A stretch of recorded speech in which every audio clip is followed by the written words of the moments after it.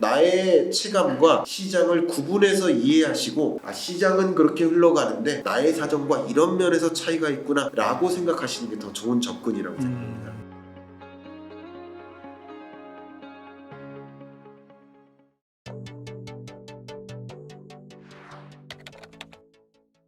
2020년처럼 주식 투자 안 하던 사람도 대거 투자로 들어오는 거대한 자금이 들어오는 이게 수요잖아요. 네. 주식에 대한 수요. 수요가 막 발동되던 시점과 같지는 않고요. 종전에 떠났던 자금이 들어오는 수준이니까 굉장히 강하게 상승할 거라고 생각하지는 않습니다만 네. 그래도 어느 정도의 상승세를 기대해도 되지 않을까. 저는 그렇게 거시경제적으로 생각을 하고 있습니다. 24년 한 2분기 정도로 네. 전망을 하시는 거고요. 그렇게 생각하고 있습니다. 그러면은 부동산도 좀 여쭤보고 싶은데 네. 부동산도 2023년 중반까지 부동산 시장에 조정이 있다가 중반부터 회복된다고 하셨는데 네. 이거 갖고 이제 막 전문가분들끼리 단체로 토론도 하고 막 그러셨잖아요. 맞아요. 그래서 그때 할 때는 이게 좀 모르겠다 진짜. 약간 그때는 하락론이 그래도 분위기가 좀 강했던 것 같기도 그렇죠. 하고요. 그렇죠. 근데 또 결국에는 교수님께서 맞으신 것 같습니다. 적중을 하셨는데요. 2024년은 좀 어떻게 보시나요? 네. 너무 중요한 질문이시고요. 네. 큰 질문입니다. 큰 질문이니까 제가 좀 크게 시간을 두고 좀 답변 드리도록 하겠습니다. 네. 부동산 시장의 흐름을 보실 때 저는 다른 시장과는 달리 부동산 시장 같은 경우는 기술적 분석도 매우 유효하다라고 생각하고 있습니다. 그렇게 말씀드리고 있습니다.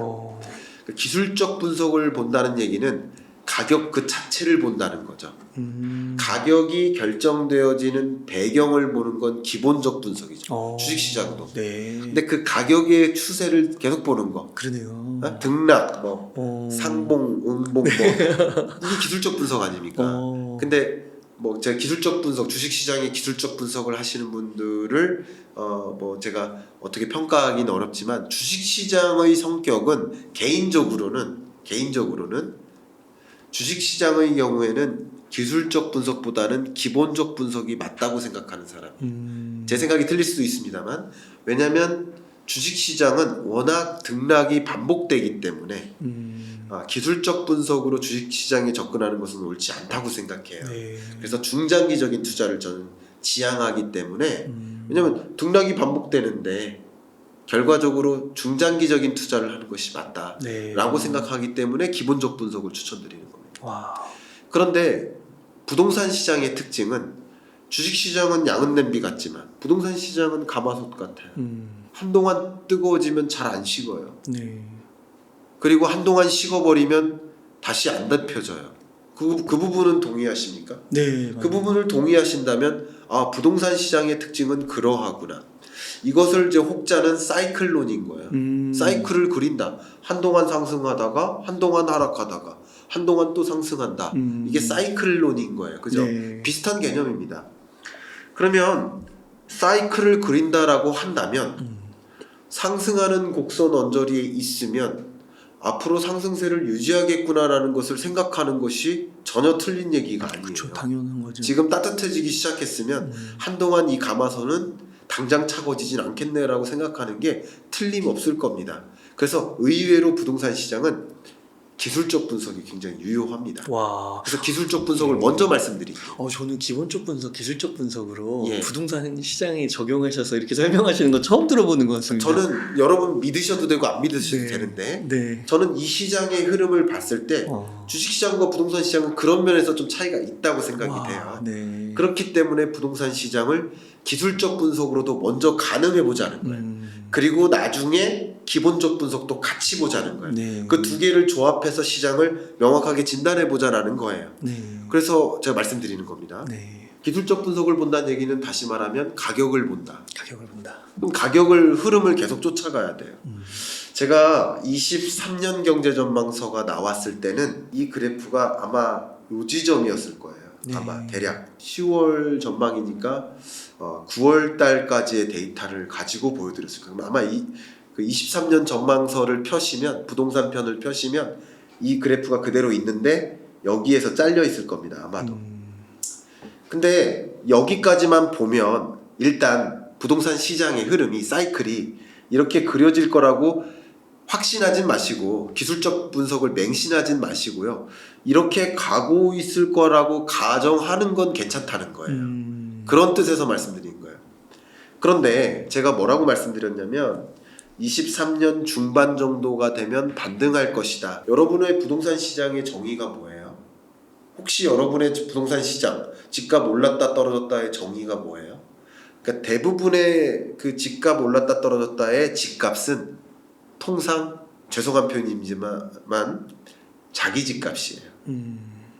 아니면 자기가 살고 있는 권역의 집값이에요. 그쵸. 혹은 내가 관심 있는 지역의 집값이에요. 그 집값은 당연히 천차만별입니다. 당연한 거예요. 아마 이 영상을 보시는 분 중에 한 40% 정도는 무슨 집값이 반등했냐라고 생각하실 거고요. 60% 정도는 반등 맞아라고 생각하실 거예요. 그러네요. 그렇게 이렇게 싸우는 지점인 거예요. 이해가시죠? 네. 그러니까 이 시장의 모습이 그러합니다. 말씀을 드리겠습니다. 이게 가격 등락률이니까 전주 대비 올랐나, 전주 대비 떨어졌나를 보여드리는 그래프니까 이 그래프가 0 이상에 있으면 계속 어떤 거예요? 계속 상승하는 거예요. 이 상승률이 떨어질 때라도 이 구간은 여전히 상승하는 거예요. 상승 속도가 주춤해지는 거예요. 네. 근데 상승 속도가 강하게 상승하다 상승 속도가 주춤해진다면 사이클이 하락으로 가는 국면이겠구나라고 확정은 하지 않으셔도 가늠은 하실 수 있어요. 그쵸. 기술적 분석으로. 그죠? 근데 제가 뭐라고 말씀드렸냐면 이 상승률이 하락 반전해요. 마이너스 상승률이에요.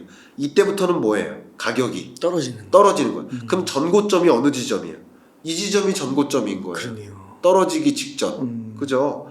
그럼 전고점 이후에 가격이 떨어지다가 주택담보대출 금리의 정점일 때 22년 10월일 때 그때 매매가격 등락률의 바닥을 찍습니다.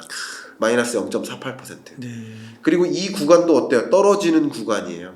제가 웅달 책방에 그때 자주 출연할 때 저랑 합방도 하고 하실 때 아직 살 때 아닙니다. 아직 살 때 아닙니다. 계속 23년 1월, 2월, 3월, 4월 계속 살 때 아닙니다. 이렇게 말씀드렸고 5월 정도 되면서부터는 제가 뭐라고 했어요?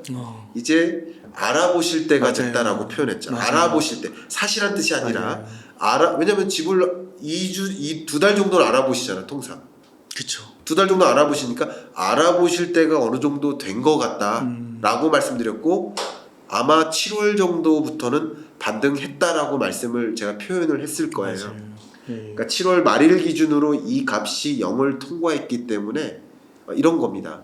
자, 이 그래프는 여러분이 많은 구독자 웅달책방에 정말 많은 신사숙녀 구독자분들이 시청하고 계시겠지만 이 흐름은 아마 체감하시는 분도 있고 아니신 분도 계실 거예요.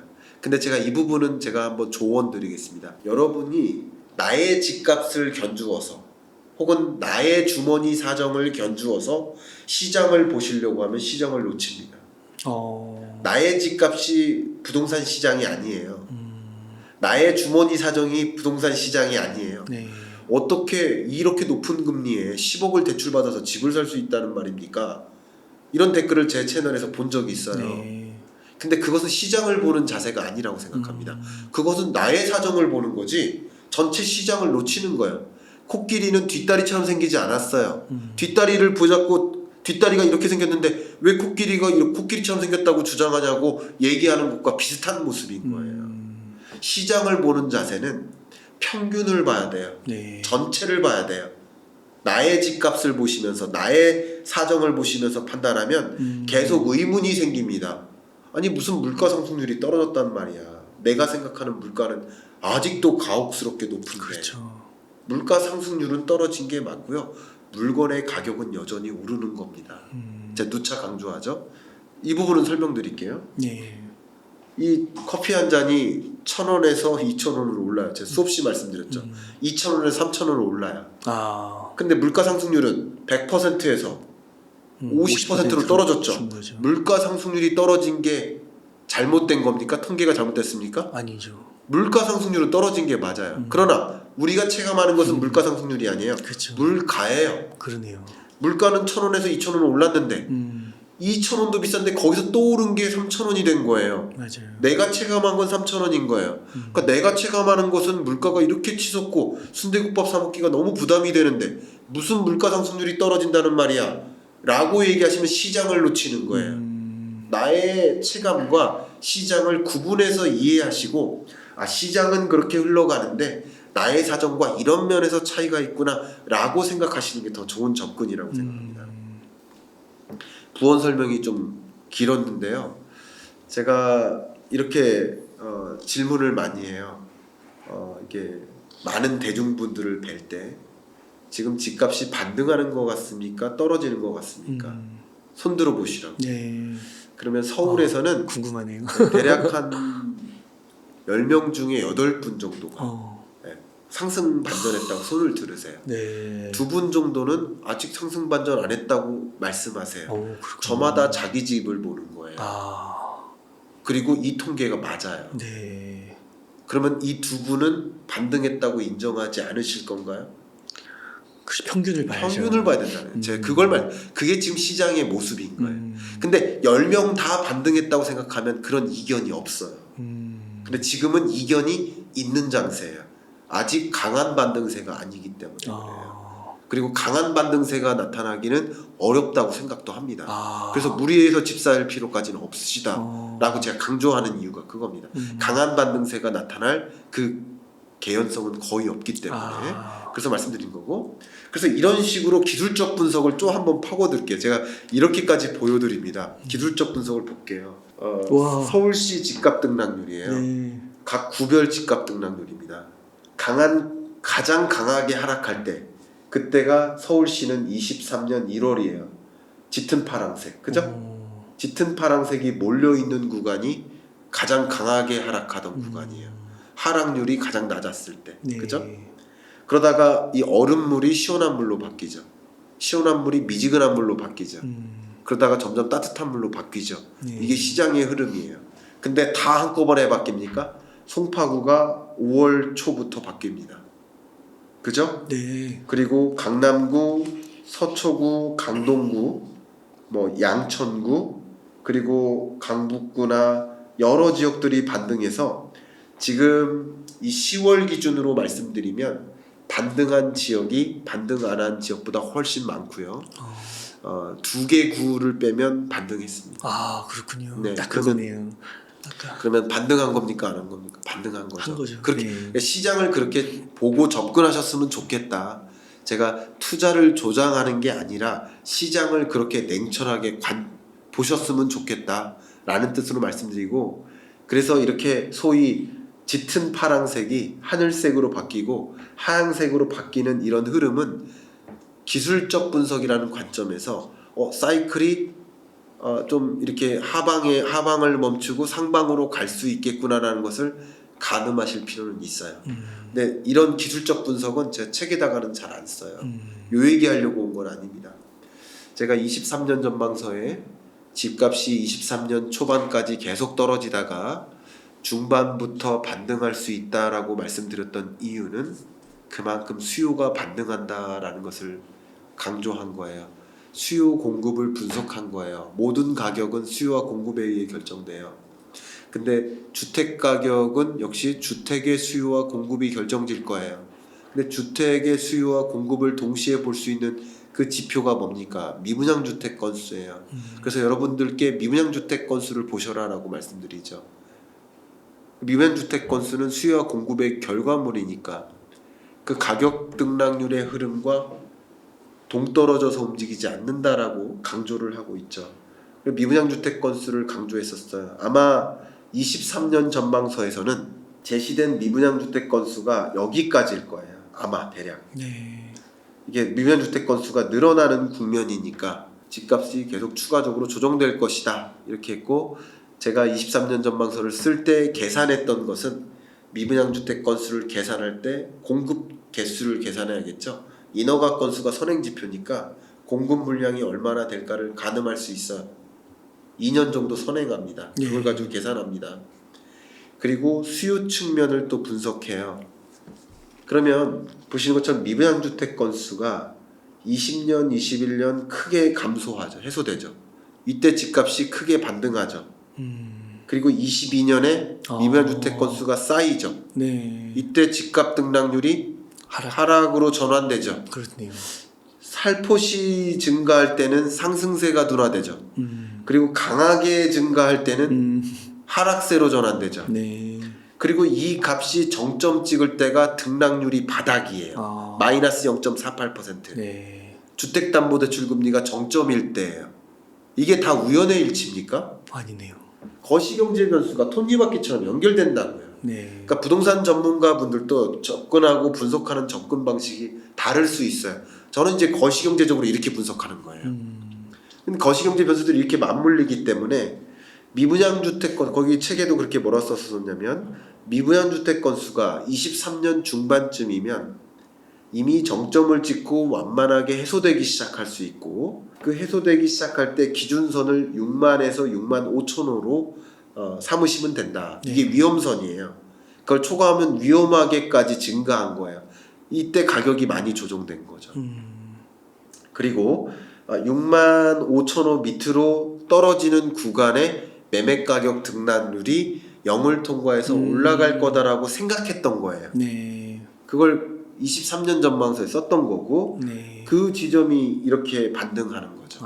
그렇게 부동산 시장을 그렇게 보시면 좋겠고요. 그리고 제가 이 질문까지는 답변 드릴게요. 미분양 주택 건수가 줄어든 이유가 분양률을 줄여서 아니냐 이렇게 맞아요. 말씀하시는 분들이 계시고 네.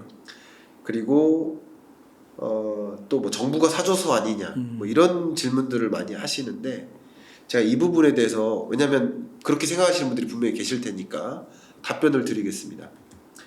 분양률을 줄인다. 건설사 입장에서 분양률을 왜 줄였을까를 한번 생각해 보세요. 첫 번째. 분양률을 왜 줄였을까? 분양해봤자 안 팔릴 거라고 생각했기 때문이에요. 네. 그러면 앞으로도 만약에 안 팔릴 거라고 한다면 지금은 분양률을 줄였어요. 네. 예를 들어서 24년 초에도 잘 안 팔릴 것 같아요. 네. 그러면 그때부터 본격적으로 공급합니까? 더 줄일 아니 기다릴 것 같은데요. 더. 그렇죠. 네. 그러니까 분양률을 줄인 게 미분양 주택의 해소를 설명하지 못해요. 그리고 분양률을 줄인 것 자체가 시장에 공급된 공급량을 결정진 거기 때문에 그것으로서도 의미가 있어요. 시장으로서는. 이해가시죠? 네. 이게 첫 번째 작은 희박한 증거고요. 두 번째 좀 강한 증거를 댈게요. 강한 증거는 제가 그냥 산수로 얘기하겠습니다. 산수예요.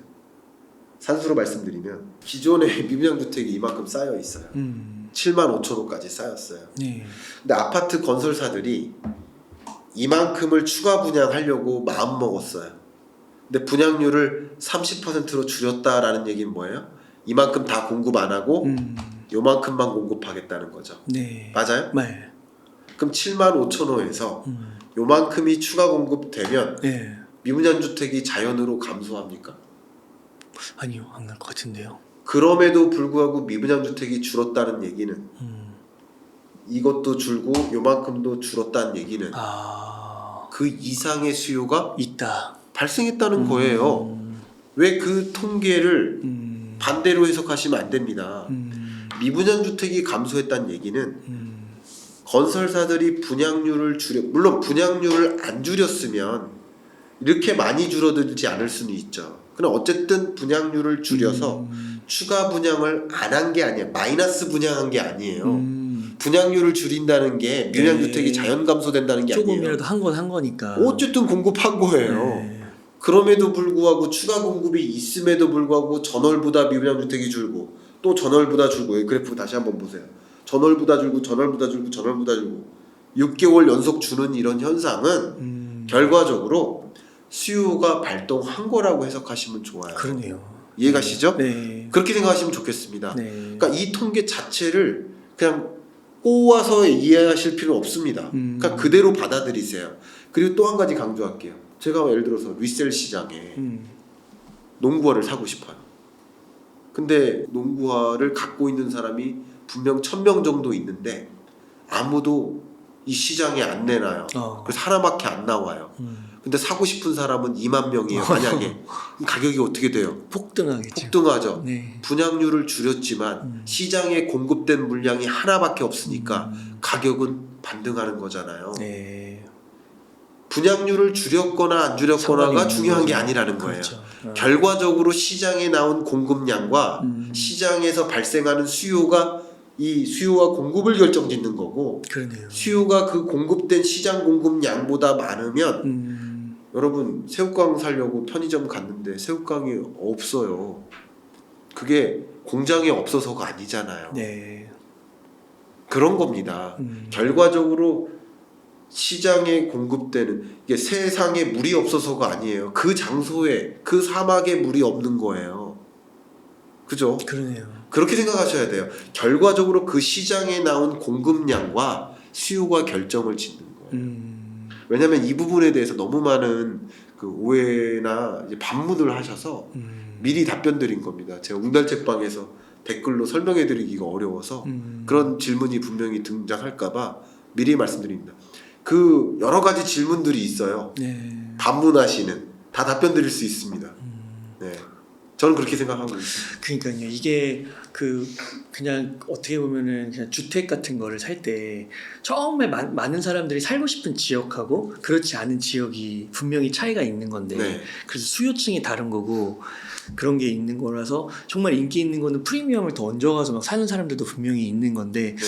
우리가 그렇게 생각하지 않고 다 똑같게 생각을 하는 측면도 있는 것 같고 맞습니다. 그렇게 좀 디테일하게 봐야 되는 건데 정말 너무 좋은 채널이고 웅달책방이라는 이 채널에서 다양한 시견 있는 분들의 말씀을 들으시고 또 저는 이렇게 이야기하지만 저랑 반대로 이야기하시는 분들의 말씀도 잘 귀담아 들으셔서 균형점을 찾아가세요. 놓치는 부분 없게 다 보세요. 저도 미처 코끼리 전체를 못 볼 수도 있어요. 그러니 전체를 다 보실 수 있게 다른 어떤 반대론자의 입장도 그 근거를 들으시면서 그 퍼즐을 맞춰 나가 보세요. 저는 그렇게 생각합니다. 네. 그럼 교수님께서 아까 집을 좀 매수하는 거를 서두를 필요는 없다고 하셨는데요. 네. 아까 그 매매 가격 변동률인가요? 그 네. 그래프를 보여주실 때 네. 이렇게 양으로 가는 예. 그 기울기가 좀 보이면 네. 그때는 이제 조금 사야 된다 이렇게 보시는 걸까요?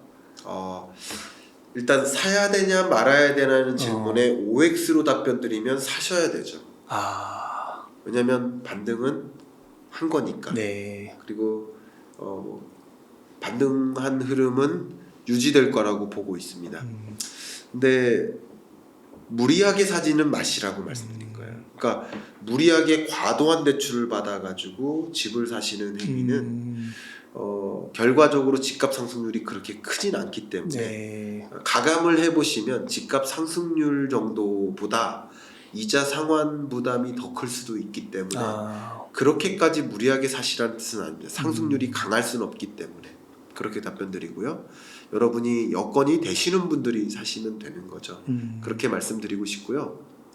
간혹 이 반문 중에 또 많은 반문이 고금리가 지속된다면서요. 그런데 어떻게 집값이 오를 수 있습니까? 이런 질문을 하셔요. 맞아요. 그 부분 너무 훌륭한 질문이셔서 제가 답변을 미리 제가 선빵으로 드리겠습니다. 네.